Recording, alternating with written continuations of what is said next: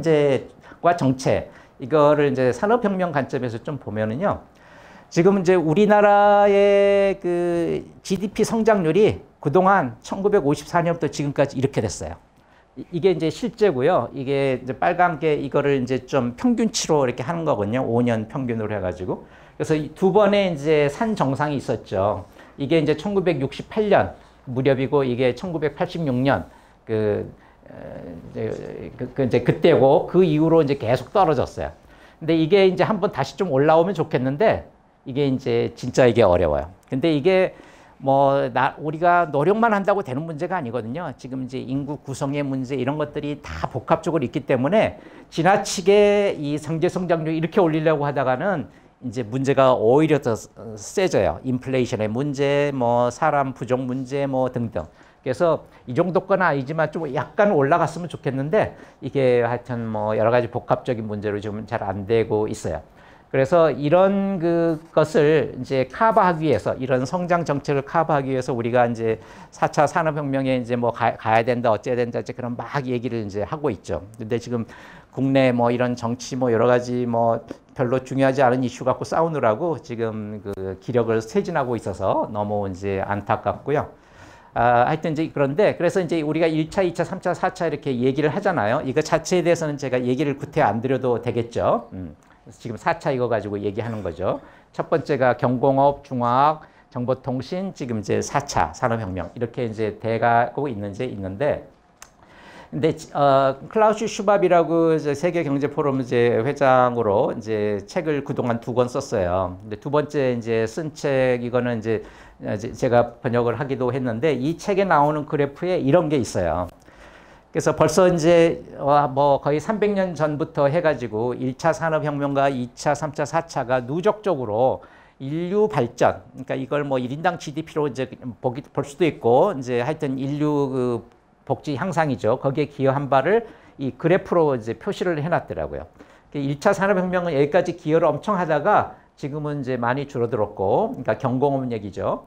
그리고 이제 중화학 뭐 등등 이거는 이제 해가지고 지금도 파워풀해요. 굉장히 아직도 기여를 많이 해요. 그리고 3차 정보통신은 이제 조금씩 시작해가지고 지금 이 정도까지 됐고요. 이제 4차는 이제 시작을 하고 있는데 2020년이 지금 현재고 2050년 앞으로 30년 후에는 이제 1차는 더 줄어들고 2차는 여전히 파워풀하고 3차 있고 4차가 3차보다 더 크게 될 것 같다. 기여도가 크게 될 것 같다라고 얘기를 이제 지금 하고 있습니다.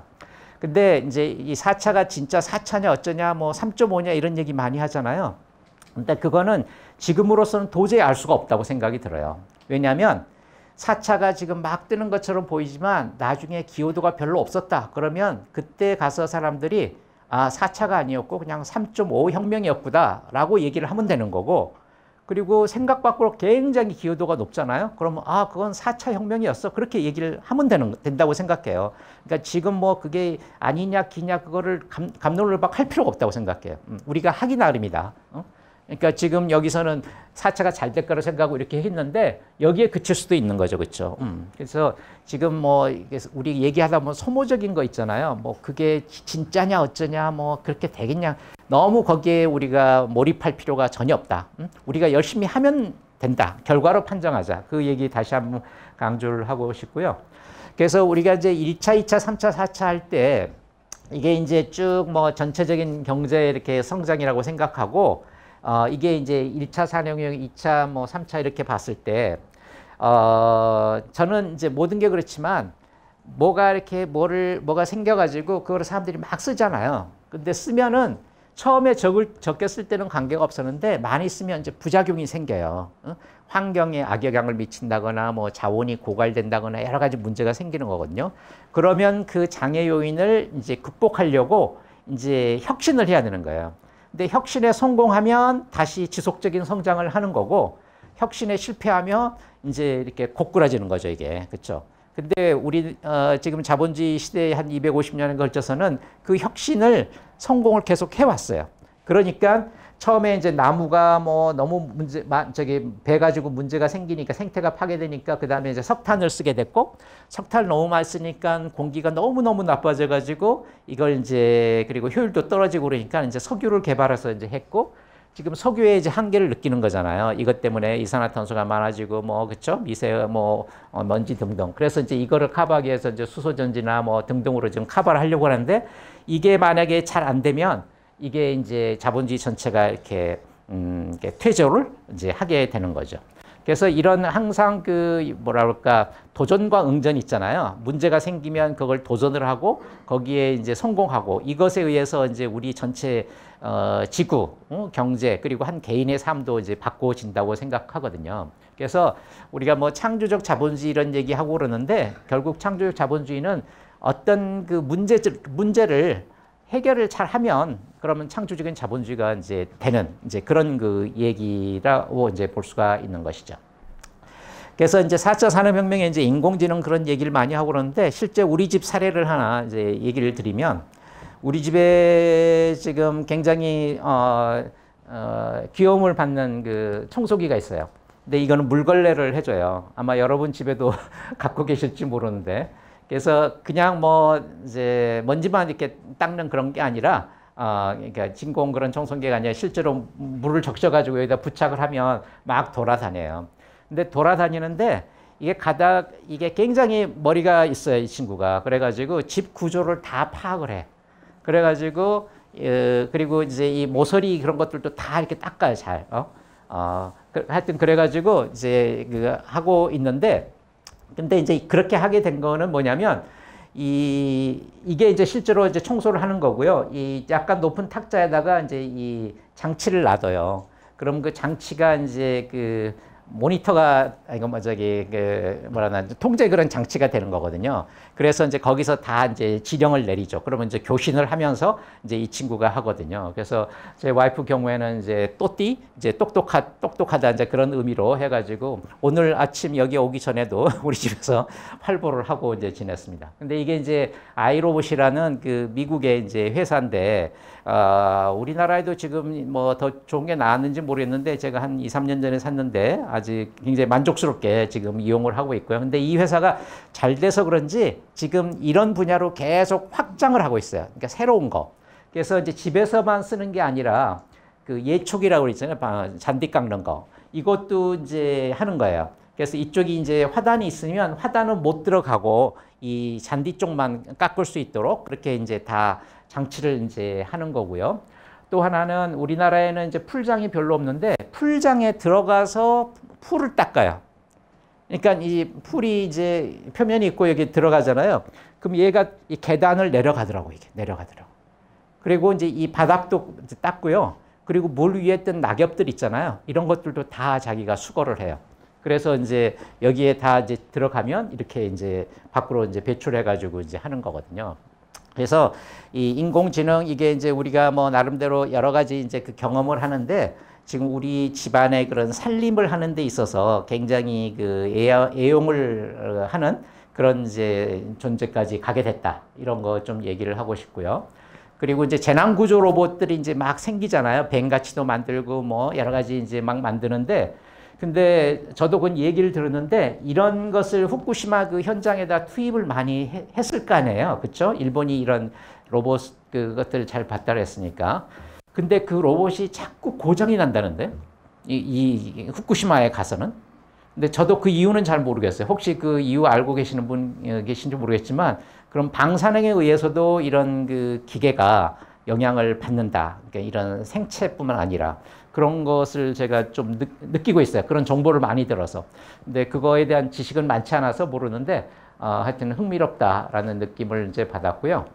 이런 신앙하고 그리고 이제 나이 들면 뭐 각종 그 약을 먹잖아요. 많이 뭐 고지혈 뭐 그 여러 가지 고혈압 뭐 당뇨 이런 걸 하고 그러는데 근데 이제 매일 이걸 먹어야 되는데 놓치기 쉽잖아요. 그렇죠? 그래서 이런 스마트 약병이 이제 있거나 아니면 진짜 여러 약을 먹으면 이렇게 다 해가지고 이렇게 집어넣어놔요.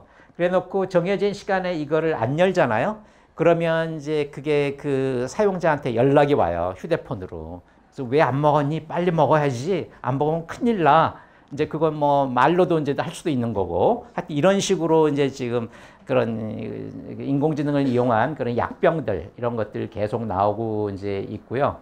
또 하나는 집에서 이제 화초 키울 때 이제 잘못하면 이제 죽게 하잖아요. 그 물을 안 줘가지고. 그래서 화분에다가 이걸 딱 꽂으면 여기서 이런 그 습도, 그리고 흙의 온도, 그리고 영양분, 그리고 이제 해가 얼마나 비치는지 이런 것들을 이제 다 이제 캐치를 해가지고 휴대폰으로 연락을 주는 거거든요. 그러면 그걸 보고 물 줘야 될 때다, 뭐 해 비치는 양지에다가 좀 갖다 놔야지, 예를 들면 그런 식으로 이제 메시지를 계속 주는 거죠. 그래서 이제 집에 있는 그 화초가 메마르지 않도록, 죽지 않도록 하는 그런 것들에도 지금 이제 인공지능, 그리고 이거는 인공지능도 있지만 요즘 왜 사물 인터넷이라고 그러잖아요. 그 어디다가 이제 그런 장치를 해놓으면 그 사물에다 인터넷 장치를 해놓으면 이제 연락을 해가지고 사람이 반응을 하도록 하는 거죠. 그래서 이런 것들이 이제 결국은 혁신이거든요. 그러니까 기본 기술은 있는데 그 기본 기술을 얼마나 광범위하게 적용할 건지, 그런 이제 문제가 다 여기에 있다라는 것이고요. 이건 지나가도록 하겠습니다. 자, 분배와 빈곤 쪽으로 이제 넘어가서 보면, 이건 제가 좋아하는 포스터인데 1911년에 나왔던 거예요. 그래서 이게 이제 그 당시 그 사회를 하는 건데 제일 위에 이제 달러가 딱 있어요, 돈이. 그 아래는 이제 통치자가 있고, 여기에 이제 종교 그 지도자들이 있고, 사제들이 있고, 여기 이제 군인들이 있고, 여기에 이제 부르주아들이 있고, 여기에 이제 뼈빠지기 일하는 노동자. 그래서 하나의 큰 케이크인데, 결국 이제 이 사람들이 에라 모르겠다 나가버리면 이제 우르르 무너지는 그런 체제거든요. 근데 이 사람들은 또 먹고 살아야 되니까, 그리고 또 단합을 잘 못하니까, 이제 계속 저임의 일을 하고 그러니까 이런 사회 체제가 유지된다라는 거거든요.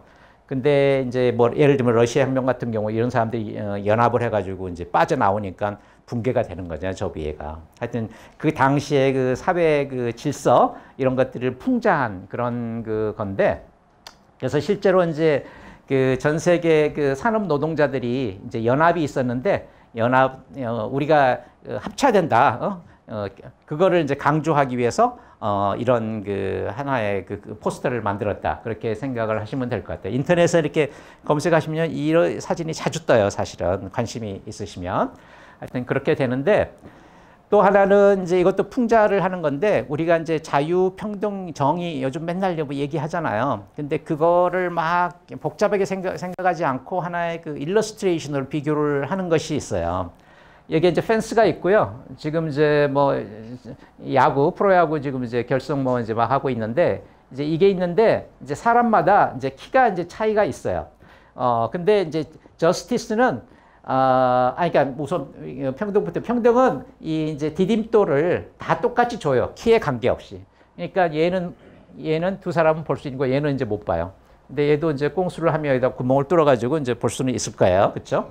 그렇게라도 살아야죠. 그렇죠? 근데 이제 저스티스는 이제 상대방의 그런 수준을 감안을 해가지고 이쪽에 있는 그 디딤돌을 이쪽에다 줘가지고 다 볼 수 있게 그렇게 하는 거고, 자본주의는 제일 좋은 애한테 너가 다 알아서 다 보고 나중에 얘기해줘. 응? 그렇게 얘기하는 거야. 그러니까 왜 자본주의에서는 이제 대기업들이 막 잘하도록 정부가 막 더 지원해가지고 이제 고용도 늘리고 적당히 알아서 이제 분배도 하고 이제 그렇게 하라고 그러는데, 지금 이제 그런 게 잘 안 되니까 이 분배 문제가 생기는 거잖아요. 그래서 지금은 이제 사실 자본주의가 많이 이제 좀 업그레이드가 됐지만, 옛날 자본주의는 진짜로 이랬거든요. 그렇죠? 그렇죠? 이제 이래서 뭐 이제 비난을 많이 받아서 이제 자본주의가 공산주의한테도 뭐 많이 그 해코지를 당했다고 그러나? 하여튼 그래가지고 좀 각성을 해서 요즘은 이제 좀 좋은 수준, 약간 좋은 수준이 된 거고, 자본주의의 핵심은 이거거든요. 핵심은 이거는. 그래서 이런 그 그림으로 이 자유평등, 자유 이거를 이제 비교를 이제 하는 거죠. 그런데 그 분배가 이제 악화되잖아요. 그러니까 아까 이 디딤돌 다 좋은 거 받아가지고 위에서 보는데 이걸 아래로 주라고 그랬는데, 이게 안 주면은 이제 어떤 문제가 생기는지. 그게 일단 가난한 사람들이 너무 생기면 소비가 줄 수밖에 없어요. 사회 전체적으로. 왜냐하면 나는 한 10 정도는 써야 되는데 5밖에 없으면 결국 5만큼 소비를 못 하는 거잖아요. 근데 그 부자한테 다 갖다 들 부자가 다 그렇게 쓰는 게 아니잖아요. 그러니까 결국 사회 전체로는 소비가 줄어들어서 이 과소소비설이라는 경제 이론이 있거든요. 사회 소비가 너무 없어서 이게 경기가 침체된다라는 거. 그런 것이 이제 생기는 거고 그래서 진짜 경기 침체가 되는 거고요. 이거는 이제 경제적인 문제고 사회적인 문제로는 이제 빈곤 범죄해서 분규 나고 혁명 나고 이제 전쟁까지 가는 그런 경우거든요. 어제 텔레비에서 뉴스 보셨는지 뭐냐 칠레에서 지금 막 분규가 일어나고 있어요. 근데 그 이유를 보신 적 있으세요? 지하철 그 가격을 우리나라 돈으로 55도를 올렸대요. 그래서 화가 나가지고 폭동이 일어났거든요. 근데 사실 그동안에 공공요금이 계속 올랐대요. 그래서 참다 이번에 터진 거거든요. 그리고 이미 이제 뭐 칠레는 상대적으로 경제가 좋은데도 지금 문제가 이제 있는 건데 그래서 이 하여튼 분배 문제가 잘 해결이 안 되면 이렇게 이제 분규 폭동이 일어나고 이게 이제 정권을 바꿔버릴 수도 있는 거고 막 이렇게 이제 되는 거거든요. 그래서 분배는 물론 어느 정도 이렇게 불공평하다는 걸 우리가 다 아는데 그것도 이제 정도의 문제다라는 거 그거를 다시 한번 좀 강조하고 싶고요. 그래서 밀턴 프리드만이라고 그 전에 굉장히 유명한 보수주의 경제학자가 있어요. 이 사람은 정말 자유를 강조하는 사람이에요.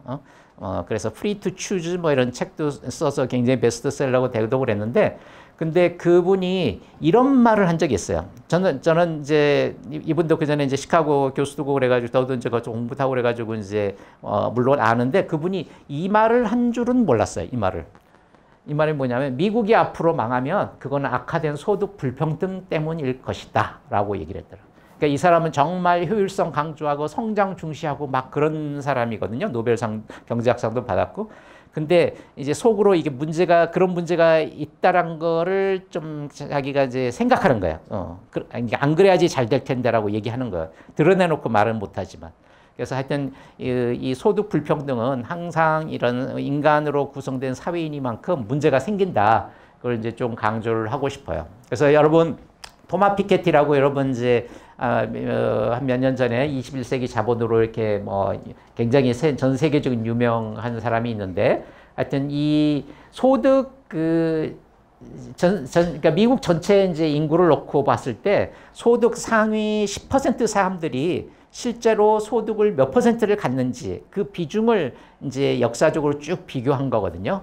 그래서 이게 1910년, 20년, 30년 그런데 이때는 소득 상위 10% 사람이 50%까지 가진 거예요. 50%까지. 그리고 나머지 90%가 50%를 가진 거예요.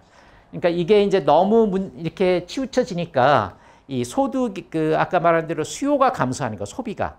그래서 이제 불경기로 막 가게 됐다. 이런 얘기를 하는 건데 그때 엄청나게 사람들로부터 공감을 받았거든요. 왜냐하면 이런 데이터를 이 사람이 처음으로 만들었어요. 그리고 그것도 굉장히 신뢰도가 높은 자료들을 이 사람이 어렵게 구해가지고 이걸 만들었는데 뭐 보통 사람이 봐도 그 이해가 가잖아요. 이 그래프 하나가. 그래서 이제 굉장히 유명한 그 사람이 됐고 이제 여기도 노벨 경제학상 나중에 이제 받을 강력한 후보가 이제 된 거죠.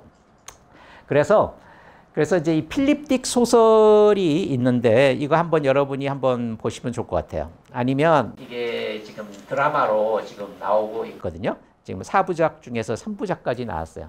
근데 이게 뭐냐면 미국하고 일본하고 그 관계를 이제 거꾸로 놨어요. 그러니까 2차 세계대전 때 일본이 이겼어요. 이겼다고 가정하는 거예요. 그래 놓고 1962년에 미국에서 어떤 일이 벌어질 것인가 하는 거를 이제 쫙 그 소설로 이제 만든 건데 그래서 이 높은 성의 사내라는 그런 그 이제 소설이거든요. 그리고 이제 이거는 그걸 영화로 만든 아마존 에서 만든 건데 그래서 미국이 어떻게 되냐면 이쪽이 다 독일 땅이 돼요. 미국 동부 중부가. 그리고 이쪽은 이제 일본 땅이 되고 여기가 이제 중립지대. 그런데 뭐 이거 자체는 이제 나중에 보시면 되겠고요. 근데 이렇게 되게 된 동기가 있는데 이게 이제 1930년대 불황하고 관련되거든요. 그래서 불황이 이제 생겼잖아요. 근데 프랭클린 루즈벨트가 1932년에 집권해가지고 이제 뉴딜 정책을 이제 막 쓰고 경기를 이제 높이려고 하고 그러다가 전쟁 나서 이제 하여튼 경기가 다시 회복이 됐는데 이 필립 딕 이 사람이 그 전제가 뭐냐면 프랭클린 루즈벨트가 이제 뉴딜을 막 쓰려고 하는데 그때 암살을 당하는 걸로 시작을 해요. 그래서 이제 민주당이 아니라 공화당이 이제 집권을 하고 막 그러면서 뉴딜 정책을 안 쓰는 거예요. 그래서 경기가 더욱더 침체돼가지고 결국 이류 국가가 되는 거예요, 미국이. 그러다가 독일하고 미국한테 전쟁에서 이제 지는 걸로.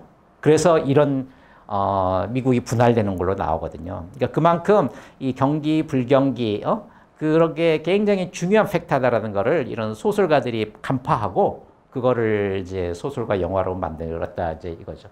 그래서 저는 이런 그 발상, 소설가들의 그 역사 인식 있잖아요. 그런 것들이 굉장히 중요한데 저는 이거 보면서 굉장히 여러 가지를 많이 이제 느끼게 됐습니다.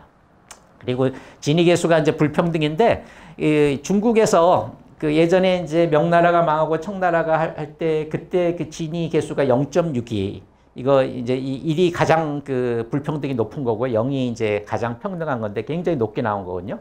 그 태평천국의 난이라고 여러분 아시죠? 청나라 말기 때 이때도 진위계수가 0.58이고 그리고 이제 국민당 말기 그 장개석이 이제 대만으로 이제 후퇴할 때 그때도 0.53이었고 근데 이제 문제는 지금 중국이 어떠냐의 그 문제인데 중국이 이제 통계 기간에 막 따라 달라요. 근데 어떤 사람은 0.61이라고 그랬고요. 2010년에. 어떤 사람은 0.5라고 그랬고 어떤 사람은 이제 더 낮게 그렇게 얘기를 했는데 분명한 건 1997년 이게 중국이거든요. 여기에 이제 0.37인데 계속 올라가 가지고요. 2008년에 거의 이제 0.48까지 간 거예요.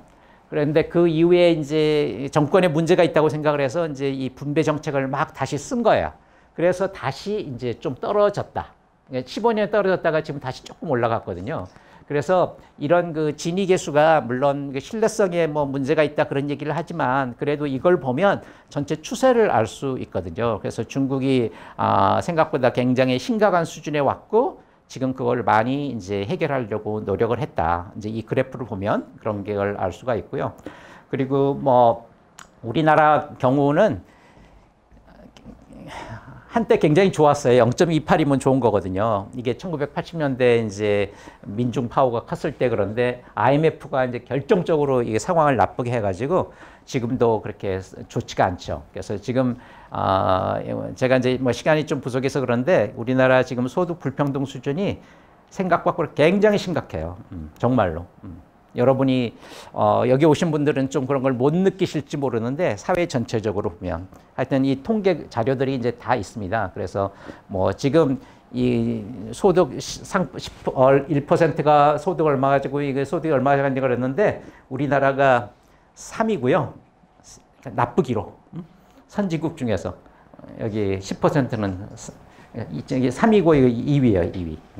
이건 그 실제 그 데이터에서 나온 거예요. 제가 뭐 가짜 뉴스가 아니에요. 이건 하여튼 이런 생각보다 굉장히 심각하다. 그거를 여러분이 아셔야 된다. 그걸 좀 강조하고 싶습니다. 자, 그래서 이제 최근에 그 노벨 경제학상을 이제 이번에 발표했잖아요. 3분이 받았는데 그 중에 한 분이 여성분이세요. 노벨 경제학상 그동안 거의 한 80명 받았는데 여성이 그동안 2이었거든요.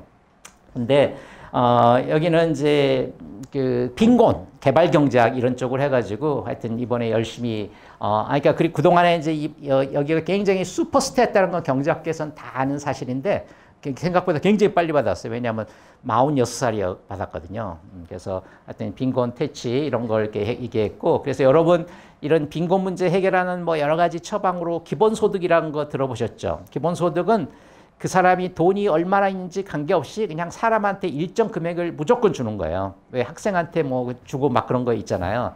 근데 그게 뭐 이렇게 일 안 하는데 어떻게 줄 수 있느냐 막 그렇게 이제 생각하는 사람도 있는데 이건 뭐 제가 여기서 가타부타 얘기는 안 하겠습니다. 근데 이 지금 이번에 상 받은 그 디플로 같은 경우도 이런 기본소득제를 옹호를 하고 있고 아까 말한 그 토마 피케티스라고 있었죠. 21세기 자본 거기는 기본적으로 기초자본제를 주장하고 있어. 기초자본제. 이건 소득도 아니고요.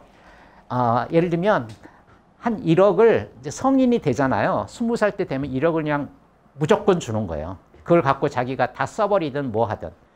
근데 그 사람이 이제 사업을 하면 그게 종잣돈이 돼가지고 얼마든지 올라갈 수 있는 거예요. 여러분 왜 유태인들이 이제 성인식 할 때 부모 친지들 다 해가지고 돈 주는 거 아시죠? 성인식 할 때. 그리고 그 다음부터는 돈 안 줘요. 그거 갖고 너가 대학을 가든 뭐 회사를 차리든 다 쓰고 죽든 알아서 하라고 기초 자본을 주는 거예요. 근데 그거는 자기 가족 포함해서 친지들이 주는 거고 이거는 사회가 주는 거야. 사회, 정부가. 여러분은 어떻게 생각하세요? 그거에 대해서 너무 과격한가요? 너무 합리적인가요? 하여튼 뭐 일단 기회를 주는 거예요. 그러니까 나는 돈 없어서 뭐 노력 못했다 그런 말이 아예 못 나오게 하는 거예요. 저는 괜찮은 것 같아요. 제가 개인적으로는. 저는 기본소득보다 기초자본이 더 좀 마음에 드는 거예요. 기본소득은 그냥 계속 나오니까 이게 이제 좀 모럴 해저드가 생기는 거잖아요. 도덕제기가. 근데 자본은 한 번으로 끝나는 거예요. 한 번으로. 줬지? 나한테 더 안 줘? 알아서 해. 그 말이거든요. 하여튼 잘 생각해 보세요. 뭐 여러분이 뭐 하여튼 정부의 꼭 그런 직책자가 아니더라도 이런 사회의 여러 가지 그런 구상들 있잖아요. 그런 것들에 대해서 여러분이 좀 생각을 이제 해보실 필요가 이제 있다고 생각합니다. 자본 이제 환경 쪽으로 좀 넘어가면은요. 제가 한 7, 8년 됐나 그때 그랜드 캐년을 갔는데 그랜드 캐년에 가서 들었어요. 이게 이제 위구 이 아래가 저 아래거든요. 그래서 이걸 보고 우리나라 시의원이 이렇게 얘기를 했다고 하더라고요. 와, 저거 쓰레기 처리하는데 캡인걸? 그랬대요. 왜냐하면 그 시의원이 자기가 그 지역구에서 고민을 그걸 항상 하고 있었나 봐요. 쓰레기 매립 문제 그거를. 근데 이게 엄청 깊고 넓고 길잖아요, 이게 그랜드 캐년이. 그래서 쓰레기 처리도 최고다라고 얘기를 해요. 근데 하여튼 여러 가지 이제 느낌이 들죠, 그렇죠? 하여튼 뭐 팩트는 맞는 것 같긴 한데 그런 생각밖에 못 하나부터 해가지고 뭐 하여튼 여러 가지 느낌이 생깁니다. 그리고 이제 우리가 그 이제 먼지 뭐 빙하 이런 얘기 막 하는데요. 우리가 이 미세먼지가 다 그러지만 이제 지구가 뭐 48억 년 전에 빅뱅에 해가지고 이제 우주가 뭐 이렇게 회오리에 들어갔잖아요. 그래서 우리가 지금 마시고 있는 먼지가 46억 년 전에 그거의 흔적들을 지금 우리가 마시고 있는 거야, 사실. 그래서 우주는 우주의 교과서예요, 그러니까 먼지라는 게 사실 팩트니까. 그리고 또 하나는 이제 남극이나 이런 데 빙하들이 쫙 있잖아요. 근데 빙하를 요즘 계속 그 선진국들이 뚫고 있어요. 쫙 아래까지. 근데 그 이유는 빙하에 우리 지구의 역사가 다 있다라는 거예요. 그렇잖아요. 그러니까 지금은 조금 들어오면 이제 지금이지만 길게 들어가면 하여튼 뭐 48억 년까지는 아니고 하여튼 뭐 20억 년 전에 지구의 그런 상황. 그러니까 그 당시에 이산화탄소가 얼마나 많은지 그런 게 다 거기에 캐치가 되는 거거든요. 그래서 근데 이제 문제는 지금 이제 지구 온난화에서 이제 빙하가 다 없어지면 저 지구의 역사 교과서가 없어지는 거예요, 이제. 없어지는 거예요. 그러니까 과학자가 이제 할 일이 줄어든가 이게. 뭐 이런 일이 안 생기길 바라는데 어떤 현실은 이렇게 돼 가고 있습니다. 그래서 먼지는 우주의 역사 교과서, 빙하는 지구의 역사 교과서. 굉장히 의미 있는 그런 것이라고 생각을 이제 하셔야 될 것 같고요. 그래서 제가 아까 석탄회관 얘기하면서 석탄 얘기한다고 그랬는데 이건데요. 자, 제본스가 이제 이 석탄 문제라는 것을 19세기 중반에 이제 발표를 했어요. 그래가지고 이게 이제 굉장히 그 당시에 이제 반응이 있었는데 뭐냐면 이 사람이 역설 얘기를 합니다. 역설. 그러니까 석탄이 이제 많이 채굴이 되잖아요.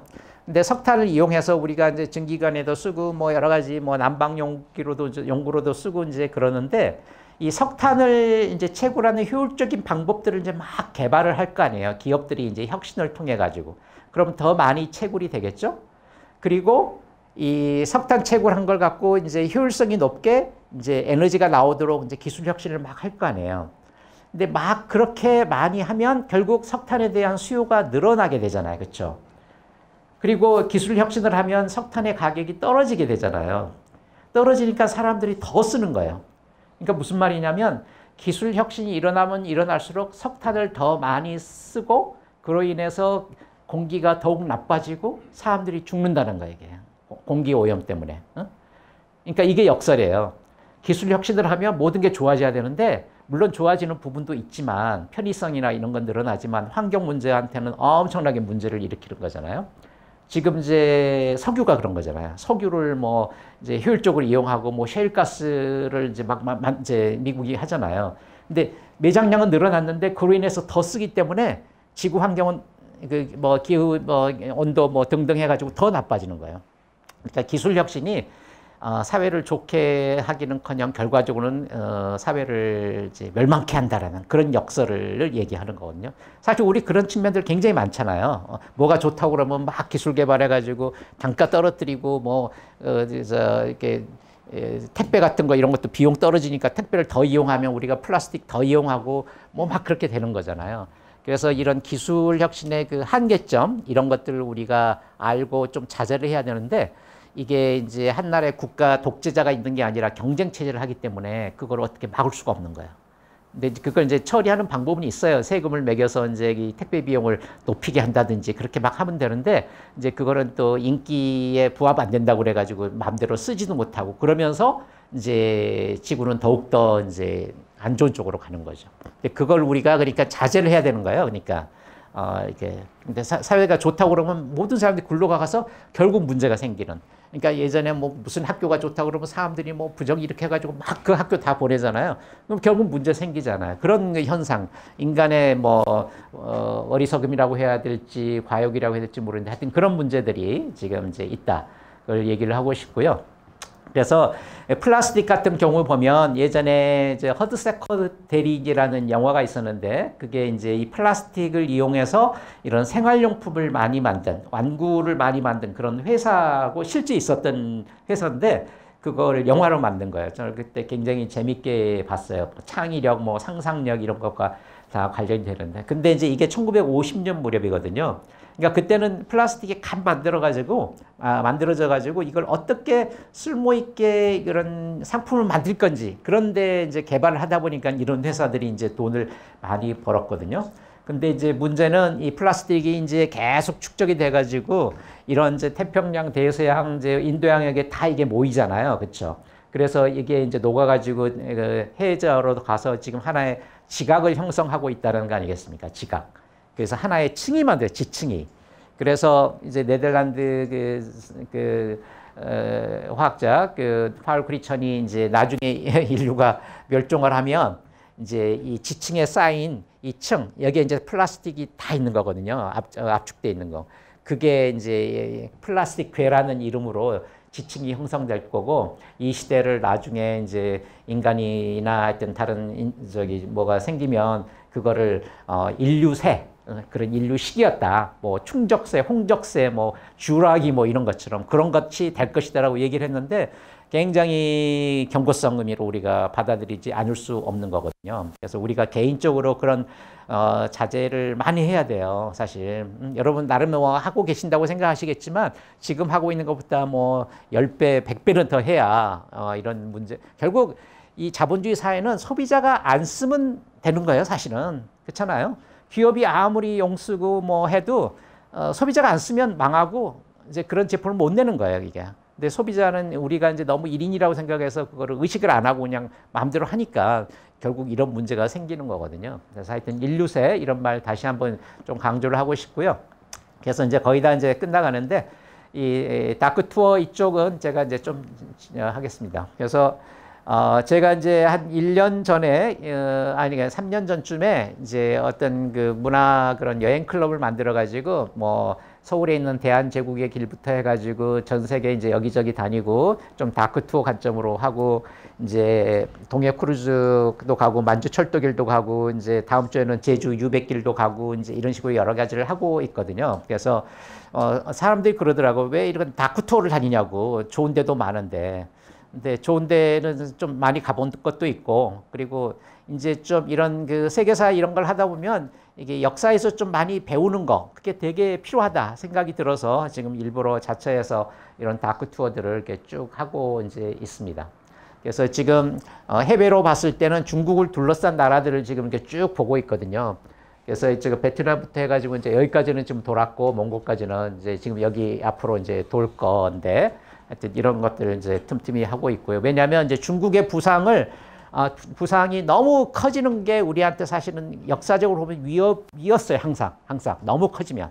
그래서 중국은 가는 걸 좀 자제하고 그 주위 국가를 한번 쭉 동병상련 관점으로 이렇게 해보겠다. 그래서 지금 이렇게 이제 하고 있습니다. 그리고 틈틈이 우리나라 이제 그 삼남대로 포함해가지고 뭐 영남대로, 뭐 평해대로 이렇게 등등 옛날에 조선시대 때 간선도로 있거든요. 그 옛길 따라 이렇게 쭉 가고 있어요. 여기는 삼남대로는 다 걸었고 강화대교 지금 한 반 걸었고 여기 의주대로는 여기 판문점까지 갔고 뭐 영남대로 여기까지 갔고 지금 하고 있고 나중에 이제 북한에 있는 옛날 의주대로 경공대로 이런 것도 이제 가보려고 지금 이제 만반의 준비를 하고 있습니다. 상황이 좋아지면. 네. 그래서 만약에 이제 여행 가는 게 좀 뭐 부담된다, 건강상의 문제가 있고 금전적인 문제가 있다 그러면은 이제 세계 문학을 1000권을 도전을 해보시면 어떨까 싶어요. 제가 사실 최근에 시작했거든요. 그래서 우리나라의 문학 전집들 출판사에서 많이 나왔어요. 그래서 이제 그것 중에 1000권을 골라요. 근데 세계 문학은 뭐냐면, 그러니까 어떤 한 나라에서 만들어진 문학 작품인데 그게 세계인의 공감을 받아서 전 세계에 번역돼서 아직도 잘 출간되고 있는 그런 책을 얘기하는 것. 그러니까 우리나라 책도 지금 들어갈 수 있는 거예요, 얼마든지. 그래서 제가 세계 문화의 책 이런 책을 봤는데 여기에 이제 옛날 그 기원전 몇 년부터 이렇게 쭉 지금까지 세계 유명한 그런 문학 작품들, 문학가들 쭉 새겨냈는데 우리나라 사람이 딱 한 명 있더라고요. 누굴 것 같으세요? 우리나라. 지금 생존에 있는 작가예요. 생존에 있는. 황성혁 씨가 들어가 있더라고요. 딱 한 사람. 하여튼 그래서 놀랐어요. 제가 그 책을 아직 안 읽어봐서 이 기회에 한번 읽어보려고요. 그래서 저는 1000권 읽기 도전에 나가서서 매주 한 권씩 읽어요. 그럼 1년이 52주니까 50권으로 치고 곱하기 20 하면 1000권이 되잖아요. 그래서 앞으로 이제 죽을 수가 없어요. 이렇게 20년 다 찍은 거. 근데 그 사이에 세계문학이 더 생길 거거든요. 그래서 계속 그걸 읽어야 돼요. 한 100세까지는 살아야 되는지 모르겠어요. 하여튼 이제 시간 거의 다 됐고요. 그래서 첫 번째 저는 이제 푸시킨의 예브게니 오네긴이라고, 이게 책 보기 싫으시면요. 저기 영화도 있어요, 이게. 영화도 한번 보시면 좋을 것 같아요. 재밌어요. 첫 번째 책으로 이제 해서 지금 하고 있습니다. 자, 그래서 이걸 마지막 페이지로 이제 하려고 그러는데, 지금 현재 우리나라가 지금 르네상스 맞고 있다고 그러잖아요, 문화적으로. 근데 지금 이제 뭐 나름 굉장히 성공적이고, 뭐 김연아, 싸이, BTS가 지금 전 세계적으로 하여튼 히트를 이제 쳤고 지금 치고 있고요. 그리고 그 전에 이제 정조시대, 세종시대, 문종시대 이게 있어요. 근데 제가 이제 좀 패턴을 보니까 르네상스가 한번 생기면 한 30년 가더라고요. 그리고 없어요. 그러다가 한 300년 후에 나타나요. 근데 여러분이 지금 이 한류 르네상스 네 번째 해당되는 시기에 살고 있거든요, 지금. 그래서 저는 그러니까 경제 관점이 아니고 문화 관점이어서 한 2000년부터 이제 이 한류 르네상스가 생겼다고 생각을 하고 2030년까지로 지금 일단 이제 잡아놨는데, 그래서 여러분이 이걸 충분히 즐기시면 좋을 것 같아요. 그래서 하여튼 오늘 뭐 세계사 관점에서 네 군데를 이제 봤거든요. 이제 성장과 정체 문제, 그렇죠? 그리고 전쟁과 평화 문제, 그리고 분배 문제, 그리고 이제 환경 문제, 그리고 이제 투어는 이제 간단히 얘기했지만 하여튼 그 네 가지 관점이 우리의 행복을 좌우한다. 이런 사실을 다시 한번 좀 각성을 하시고, 지금 현재 하나의 개인으로서 그런 사회가 유지가 되려면 우리가 어떻게 해야 되는지 그걸 좀 이래저래 고민을 해보시면 좋을 것 같아요. 그리고 행동에 옮기시면 좋을 것 같아요. 생각만 갖고 절대로 되는 게 아니니까. 네, 감사합니다.